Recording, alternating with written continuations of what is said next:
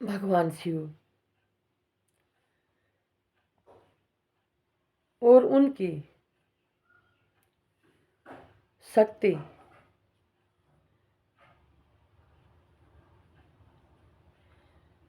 हमेशा भगवान शिव के ही अंश में रहती है।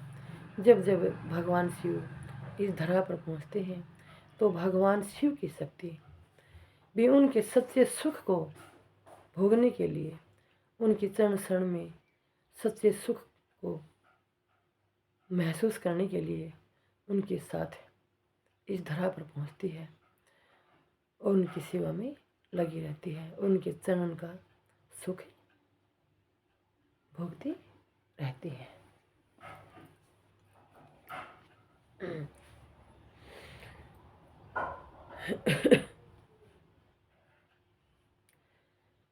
हमें शिव पुराण समझाता है कि भगवान निराकारी होकर भी देहधारी हैं, यानी नश्वर है। हम माँ धरती की गोद में रहकर शिव चरणों के पुजारी हैं। जब आप स्वयं भगवान यानी परमात्मा परम धाम से चलकर इस नश्वर धरा पर अपने भक्तों का दुख दूर करने के लिए, अपने भक्तों को उभारने के लिए, धर्म सत धर्म को बचाने के लिए इस कैलाश पर आते हैं और भगवान शिव की शक्ति भी यानी माता पार्वती भी नश्वर देह धारण करके अपने बच्चों का, अपने भक्तों का दुख हरने के लिए और भगवान के चरणों का सुख भोगने के लिए इसी नश्वर धरा पर पहुंचना करती है। ये संसार ही सुख का भंडार है। यहाँ पहुंचकर कुछ कर दिखाने का अवसर मिलता है। भविष्य के लिए इतिहास बनाने का अवसर मिलता है। यहाँ जीवात्माओं का मिलन होता है। आत्माएं जीवात्माएं बनकर अपने इतिहास को रचती हैं और एक दूसरे को अपना सहयोग रखती हैं और इतिहास बनाती हैं, जो आने वाले टाइम में इतिहास के पन्नों में दोहराया जाता है।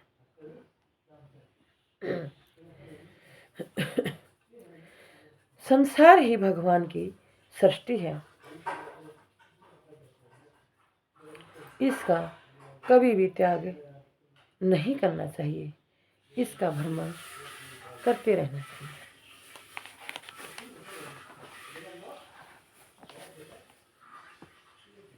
भगवान शिव कहते हैं कि अगर आशीर्वाद लेना है तो आत्मा की मुक्ति का लेना चाहिए, अमरता का नहीं। आत्मा की मुक्ति क्या होती है और कैसे आत्मा की मुक्ति होती है, इसका कारण क्या है, इसका सारथी कौन है, ध्यान देकर सुने सभी बहन भाई, गुरु बहन भाई सभी। बड़ी ही ध्यान देकर सुनने की बात है, सुनकर इग्नोर ना करें।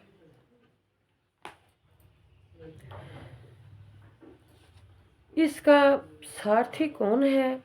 आत्मा परमात्मा की शक्ति है और आत्मा कष्टि में भी रहकर अपने परमात्मा में ही खोई रहती है। उनके ध्यान में ही खोई रहती है, उनके भजन में ही रहती है। अपने भगवान को खोजती रहती है, ढूंढती रहती है, उन्हीं को अपना दुख बताती है, कम खाती है, गम पीती है। ऐसा स्वयं भगवान यानी परमात्मा ये सब देखकर भगवान यानी परमात्मा भगवान शिव आत्मा की भक्ति पर, उसकी गम की भक्ति पर प्रसन्न होकर परमात्मा उन्हें दर्शन देते हैं और उन्हें अपनाते हैं। आत्मा पंचभौतिक वाले घर में रहती है। ये शरीर है जो हमारा पंचभौतिक है, जो 5 तत्वों से बना है। तो इसलिए शरीर ये देह पंचभौतिक कहलाता है। आत्मा पंचभौतिक नामों वाले घर में रहती है। आत्मा अपनी गम की भक्ति से अपने को परमात्मा यानी भगवान का घर बना लेती है।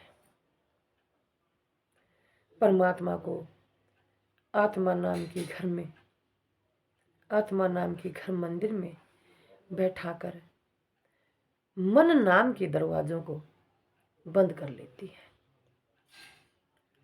और हमें संसार का स्मरण करा देती है और हम शिव भक्त आत्माओं, जीवात्माओं को पता भी नहीं चलता कि परमात्मा हमारे बीच में है, हमारे पास बैठे हैं, हमारे देह मंदिर में बैठे हैं। और देह मंदिर में बैठकर हम सबको, धरती माता को कृतार्थ कर रहे हैं, सबका कल्याण कर रहे हैं, हमारा उद्धार कर रहे हैं। और आत्मा की गम की भक्ति से परमात्मा को जो सुख मिलता है वो किसी भी सेवा से भगवान शिव को नहीं मिलता। जो आत्मा की गम की भक्ति होती है उससे परमात्मा भगवान शिव बहुत प्रसन्न होते हैं।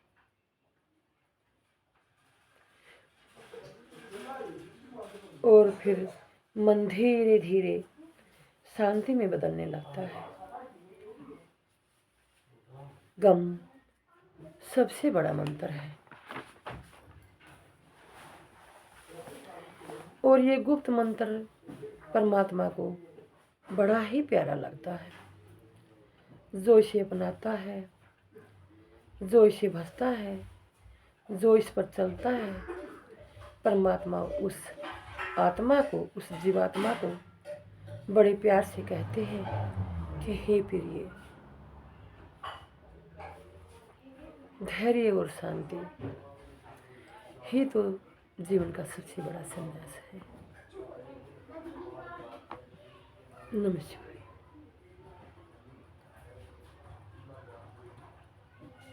हर हर महादेव।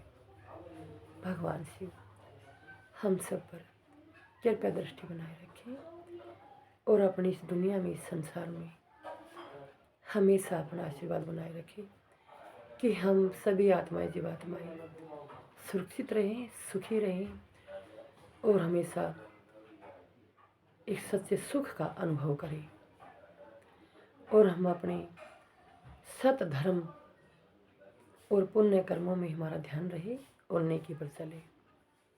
हमारी भारतीय संस्कृति हमेशा टिकाऊ और मजबूत रहे। जय श्री राम।